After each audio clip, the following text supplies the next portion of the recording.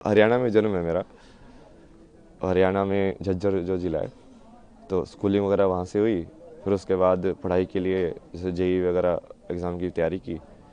तो तैयारी करने के बाद फिर मुंबई गए, IT Mumbai, aerospace engineering. Aerospace engineering के बाद वही उसको ऐसे समझ में आया कि ये आधा अधूरा ही है, कि इससे तुमको क्या मिलेगा। मतलब ठीक है, पैसे तो मिल जाएंगे, बट वो क्या तुम वो वाली चीज़ पूरी लाइफ भर कर सकते हो क्या सेम। अब वो लाइफ भर यदि नहीं कर सकते हो, मतलब तुम उब जाओगे उस चीज़ से। तो मेरे को वैसा चाहिए था, लाइक पूरा जॉब, लाइक हाँ ऐसी चीज़ मुझे मिल जाए जो मैं करता रहूँ, बस मज़ा आता रहे, लाइफ चली जाए पूरी है। और उसकी खोज में तुम निकलते गए, फिर जैसे मीनिंग ऑफ लाइफ तुम ढूंढते रहते हो, यार ये लाइफ का मतलब क्या है, मुझे क्या करना चाहिए। आगे बढ़ते जाते हो, आगे बढ़ते जाते हो। उसमें बहुत सारे ऐसे रास्ते आए, बहुत सारी चीज़ें हुई बीच बीच में, यहाँ वहाँ मोड़ आए बहुत सारे। धीरे धीरे आके फिर तुमको वही फाइनली वही तुम ऐसे ही देखते हो कि जो होना होता है वो वैसे ही होता है। तो वैसे ही हुआ, सत्य तक पहुंचा मैं जैसे भी पहुंचा लड़खड़ा के भटक भटक के। फिर उसके बाद अभी तो जैसे फिर उसको समझ में आया कि अभी जो भारत का जितना भी ये वैदिक जो ज्ञान बोलते हैं या पुराना जो संस्कृति ज्ञान बोलते हैं, वो सारा का सारा उसी के ऊपर डिपेंडेंट है। मतलब अपने जितने भी हैं नाट्य शास्त्र या जो भी बनाए गए हैं, वो सब आध्यात्म को केंद्र बिंदु लेके बनाए गए हैं। सब राग जो डिज़ाइन हुए हैं, म्यूज़िक से लेके परफॉर्मेंस से लेके, फिर रहन सहन से लेके, फिर जो जो परिवार का जो विधि है, शादी का विधि है, संस्कार जो होते हैं बच्चों के सारे ये उस चीज़ को केंद्र बिंदु लेके डिज़ाइन किए गए हैं। पूरा सिस्टम जो पूरा जो जैसे आश्रम की व्यवस्था थी पहले कि हाँ ब्रह्मचार्य आश्रम होगा, गृहस्थ आश्रम होगा, तो वो पूरा वैसे ही उन्होंने बनाया है कि अब इस माया में तुम कैसे डिज़ाइन करो कि वो आध्यात्म वाला जो कनेक्शन है वो बना रहे, कि लोग खो ना जाए ज़्यादा। क्योंकि माया को तुम हटा नहीं सकते हो, क्योंकि वो माया बनी हुई इसलिए एंजॉय करने के लिए, उसको जीने के लिए। बट वो यदि कनेक्शन टूट जाएगा, जो कि अभी काफ़ी टूटा हुआ है, अभी लोगों को वही लगता है कि ये सब अलग अलग है। अलग अलग नहीं है, वही की चीज़ है वो। ऐसे ऐसे कौन क्या कैसा आध्यात्म है, और कौन सी चीज़ें जिसने आपको ट्रिगर किया आध्यात्म में, इस स्पिरिचुअलिटी को? ऐसा तो कुछ नहीं है ना जिसने ट्रिगर किया हो स्पेसिफिकली, लाइक अलग अलग थे चीज़ें जो अलग अलग मोमेंट के लिए किस ट्रिगर मोड़ करते पे गए। झुकाव आया आध्यात्म की, अब आध्यात्म में जाना है, क्या हुआ ऐसा? मतलब आध्यात्म आप किसको बोल रहे हो उसके ऊपर है ना जवाब। अब यदि तुम वैसे देखो तो किसी चीज़ सवाल के बारे में सोचना, बैठ के चिंतन करना, वो भी आध्यात्म ही है। चाहे मैंने कुछ भी पढ़ा हो या नहीं पढ़ा हो, शंकराचार्य को पढ़ा नहीं हो, विवेकानंद को पढ़ा नहीं पढ़ा हो, यदि मैं अपने में ही बैठ के सोच रहा हूँ, बैठ के जैसे रमना महर्षि थे, उनके दिमाग में एक दिन ये ख्याल आया कि ये मौत क्या होती है तो बैठ के उस मौत को देखने लगे यार कि अच्छा ये है क्या ये। तो उनको ज्ञान की प्राप्ति हो गई। अब आप क्या बोलोगे, क्या ट्रिगर था उसका, वो क्या जरूरी थी, कुछ जरूरी नहीं थी क्योंकि वो करने वाला तो अब वो अध्यात्म से रिलेटेड थे क्या नहीं थे। नहीं, उन्होंने तो ऐसा कोई वो साधना नहीं की, कुछ संन्यास नहीं लिया, कुछ नहीं किया। तो उसमें भी वही है कि आप उस चीज़ को अलग करके देखोगे कि हाँ अध्यात्म में आ गए हो, ऐसा कुछ नहीं है। जो भी इंसान ईमानदारी से सवाल करता है, मतलब सत्यनिष्ठा के साथ, कि हाँ अब मुझे इस चीज़ को जानना ही है, चाहे वो मैथमेटिक्स हो, चाहे वो कोई फिजिसिस्ट हो, चाहे कोई कैसा भी साइंटिस्ट हो, वो बोलेगा कि नहीं नहीं मुझे इस पूरे सत्य को जानना है, तो वो वही चीज़ पे पहुंचेगा फाइनली। मतलब जी, ऐसी कौन सी चीज़ है आज की पीढ़ी का जो आध्यात्म से एक अलग वो होता जा रहा है, उसको लेकर के क्या कहेंगे, क्या दृष्टिकोण है आध्यात्म का? क्या चीज़ है जो इस पीढ़ी को अध्यात्म से अलग कर रही है? और दृष्टिकोण क्या होना चाहिए? दृष्टिकोण तो यही होना चाहिए कि ये सब उसी के ऊपर ही बेस है, कि जो बेस है वो आध्यात्म ही है। जो जिस चीज़ को तुम जहाँ पे हम जी रहे हैं उस ज़िंदगी में, यदि तुम्हारे पास यही सवाल नहीं आया कि मृत्यु के बाद क्या होना है मेरा, और ये मैं जन्म से पहले क्या था, मैं कुछ था कि नहीं था, तो इस सवाल के बारे में तो सोचोगे ना। बुद्ध को यही तो सवाल आए दो चार, लाइक ये बूढ़ा क्यों होता है, ये इंसान मरने के बाद क्या होता है, ये मृत्यु क्या होती है। अब आप सोच के देखो मृत्यु क्या होती है। अब आप सोचोगे, चिंतन करोगे, आपको समझ में आएगा यार इसका जवाब कहाँ मिलेगा। फिर आप ढूंढोगे कि अच्छा तू दे सकता है इसका जवाब, तू दे सकता है इसका जवाब। मान लो सेटिस्फाई हुआ, आपको समझ में आया कि हाँ ये जवाब है, नहीं तो जो आप उसको जो पद्धति है उसको फॉलो करोगे कि हाँ अच्छा इसको ऐसे जवाब इसका पाया जा सकता है। तो उसके वही बहुत सारे तरीके हैं, बट वो हर चीज़ वही से रिलेटेड है। आप सेम चीज़ लाइक क्रिया योगा में मैंने लोगों का एग्जांपल भी दिया ना कि ब्रह्म ज्ञान की प्राप्ति तो विराट कोहली के भी हो सकती है। वो बिना अपनी चित्त की मेमोरी को यूज़ करके एक शॉट खेल के दिखा दे, सिर्फ उस मोमेंट में रह के, कि उस टाइम पे उसको मसल मेमोरी यूज़ नहीं कर रहा है वो, कि हाँ ऐसे बोला ही तो मुझे ऐसे शॉट खेलना है, क्योंकि जनरली मसल मेमोरी यूज़ करते हैं, रिफ्लेक्स में होता है सब कुछ। बिना रिफ्लेक्स यूज़ किए उस प्रेजेंट मेमोरी में रह के यदि वो मोमेंट कर सकता है तो वो क्रिया योगी बन जाएगा।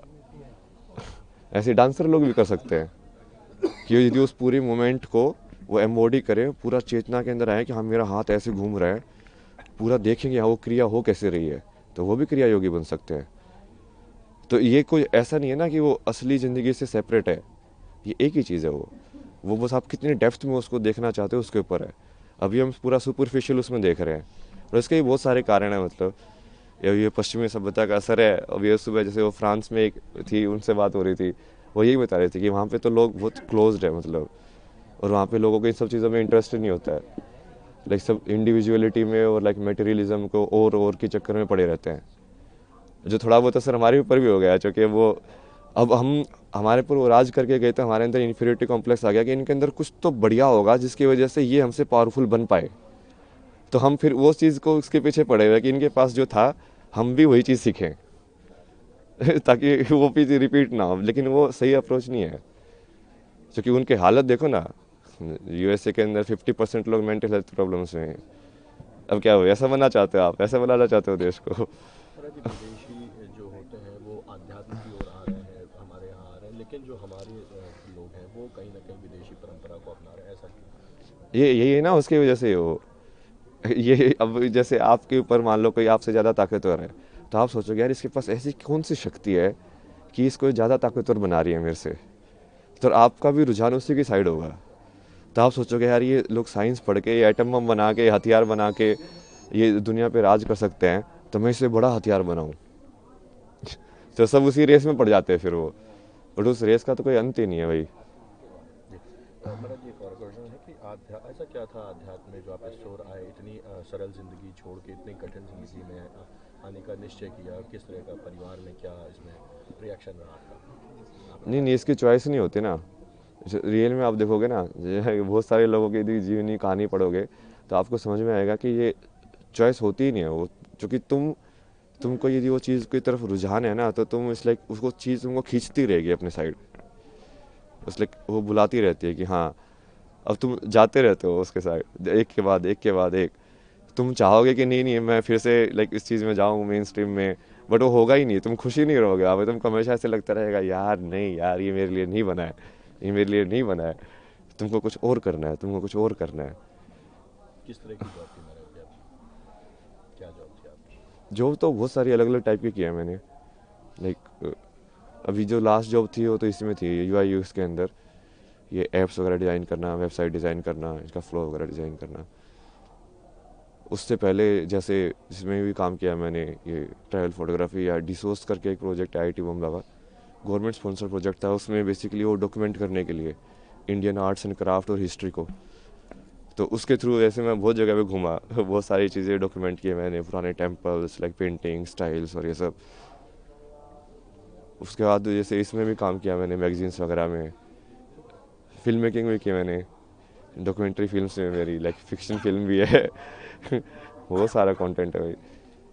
महाकुंभ को लेकर के क्या संदेश देंगे? किस तरह की व्यवस्थाएं लगी आपको? क्या व्यवस्था तो सही है। अब उसमें मेन जैसे मैं तो ये चाहता हूँ ना कि ये सारी चीज़ें सिर्फ आध्यात्मिकता से लिमिटेड ना हो। यहाँ पे बेसिकली महाकुंभ के अंदर देश के सबसे बड़े बड़े साइंटिस्ट भी आने चाहिए। वो इसरो के साइंटिस्ट वही बैठ के तुम डिस्कस करो ना विज्ञान को, और वो बोलो उन बाबा को कि तुम्हारे पास ज्ञान है तो तुम इस चीज़ का भी जवाब दो तो वो जब चीज़ें मिलेंगी तभी होगा एक साथ वो, कि वो तभी वो समझ में आएगा कि हाँ ये चीज़ें तो जुड़ी हुई हैं। प्रयागराज में भव्य महाकुंभ का आयोजन चल रहा है और उस महाकुंभ में एक आईआईटी बाबा के तौर पे एक बाबा जो है, बाबा अभय, वो बहुत ही चर्चित बने हुए हैं। इस वक्त मैं झज्जर में हूं और हमारे साथ उनके पिता मौजूद हैं, करण सिंह ग्रेवाल। उनसे हम बात करेंगे। सर, बाबा अभय आईआईटी बाबा के तौर पे काफी ज्यादा फेमस हैं, लोग उन्हें देख रहे हैं, लोग उनको काफी सुन रहे हैं। आपको कब पता लगा कि आपके जो बेटे हैं वो इतना चर्चित हो चुके हैं आईआईटी बाबा के तौर पे? मैंने पहली बार वीडियो देखी 3-4 दिन पहले, उसके बाद में मालूम हुआ। तो जब सर आपने पहली बार जब वो वीडियो देखा तो आपका क्या मतलब क्या रिएक्शन था आपका? मेरा रिएक्शन अपने बच्चे के प्रति तो ये तो नहीं था कि भाई वो घर जा कर के सन्यासी बने या बैरागी बने, और तो जो कुछ है वो खुश है, उसने फैसला ले लिया तो ले लिया, अब क्या करे। सर आपको कब पता लगा कि वो सन्यास की तरफ बढ़ रहे हैं, अध्यात्म की तरफ बढ़ रहे हैं? क्योंकि वो जिस तरह से वो जीनियस हैं, उन्होंने आईआईटी बॉम्बे क्रैक किया, आईआईटी बॉम्बे से उन्होंने बीटेक किया, तो इतने पढ़े लिखे व्यक्ति मतलब कैसे अध्यात्म की तरफ वो बढ़ गए? क्योंकि उन्होंने नौकरी शुरुआती दौर में की। देखो, पहली बात तो यह है कि वो सन्यासी भी बात आती है, बाबा की बात आती है, तो वो उसमें नहीं गए थे, कंट्रोवर्शियल है ये बातें। मैंने तो वैराग्य धारण कर रखा है, और जो वैराग्य जिसने धारण कर रखा है वो साधु तो बन सकता है, पर साधु वैराग्य नहीं बन सकता। तो उसका वीडियो भी आया हुआ है, उसने वीडियो के अंदर कई बार कह भी कर रखा है कि मैंने तो वैराग्य धारण कर रखा है, और इस सैचुरेटेड पॉइंट के बाद में यदि कोई इस तरह का मामला जुड़ता है तो मैं आगे भी मतलब यह है कि कोई न कोई और सत्य की खोज के लिए और कोई तलाश भी करूंगा। आखिरी बार सर कब बात हुई आपकी उनसे? मेरी 6 महीने पहले बातचीत हुई थी व्हाट्सएप के ऊपर, उसके बाद में कोई बात नहीं हुई है। उसके बाद कोई संपर्क नहीं हुआ? संपर्क नहीं हुआ है, क्योंकि टेलीफोन तो वो बहुत कम अटेंड करता था। तो अगर सर वो इस वक्त सुन रहे होंगे आपको, वो देख रहे होंगे हमारे टाइम्स नाउ भारत के माध्यम से, तो आप उनसे क्या कहना चाहेंगे? मैं तो यही कहना चाहूंगा कि अब जहां भी वो अपना खुश रहे, जहां भी है। लेकिन सर एक पिता के तौर पे, आप पेशे से वकील भी हैं, लेकिन सर एक पिता के तौर पे जब बात पिता की आती है, पिता के कर्तव्य और जिम्मेदारी की आती है, तो कहीं ना कहीं जो है वो बच्चा जो होता है वो उसे जान से भी प्यारा होता है। वो तो कोई भी अमूमन वैसे पिता जो है वो नहीं चाहता कि उसका पिता जो है सन्यास या वैराग्य में जाए और गृहस्थ जीवन को छोड़ दे। तो इसको लेकर के आपको क्या लगता है, क्योंकि आप भी धीरे धीरे आपकी उम्र होती जा रही है, घर पे माँ भी हैं, तो क्या लगता है कि वो जिम्मेदारियां कैसे वो उसका निर्वहन होगा? बात ये थी कि जो उसने फैसला ले लिया, अब 34 साल की उम्र है उसकी, आईआईटी वैसे कर रहा है वो, तो उसके ऊपर प्रेशर तो डाल नहीं सकते। और कौन माँ बाप चाहेगा कि भाई आपका बालक जो है वो वैरागी बने, जो एक ही लड़का हो। और तो देखो, क्या आप चाहते हैं कि वो वापस आ जाए फिर से? मैं तो चाहता हूँ कल ही आ जाए, और यदि कोई इस तरह के हालात हों तो मैं कोशिश तो करूंगा उससे मिलने की भी, ऐसी बात नहीं है। तो मनाने की कोशिश कभी की कि छोड़ो अध्यात्म, वापस आओ, गृहस्थ जीवन में करो, पारिवारिक जीवन में आओ, कभी इस तरह से आप लोगों ने मनाने की कोशिश की? तो 3-4 दिन पहले तो इल्म हुआ कि भाई उसने इस तरह वैराग्य धारण कर लिया, उससे पहले तो उसने कभी संकेत ही नहीं दिए। अब मैं वैराग्य भी ले सकता हूँ। वैसे सर अध्यात्म की तरफ क्या पहले से उनका झुकाव था बचपन से? बचपन से तो नहीं था। कनाडा से आने के बाद मैं नेचुरोपैथी हॉस्पिटल है भिवानी, वहाँ ले गया था, तो मैंने वो डॉक्टर से पूछी थी कि वहाँ योगा, प्राणायाम, आसन, ये इस तरह की बातें सिखाते हैं। तो वो कहने लगे डॉक्टर साहब भाई जिसका अध्यात्म की तरफ ज्यादा ध्यान है।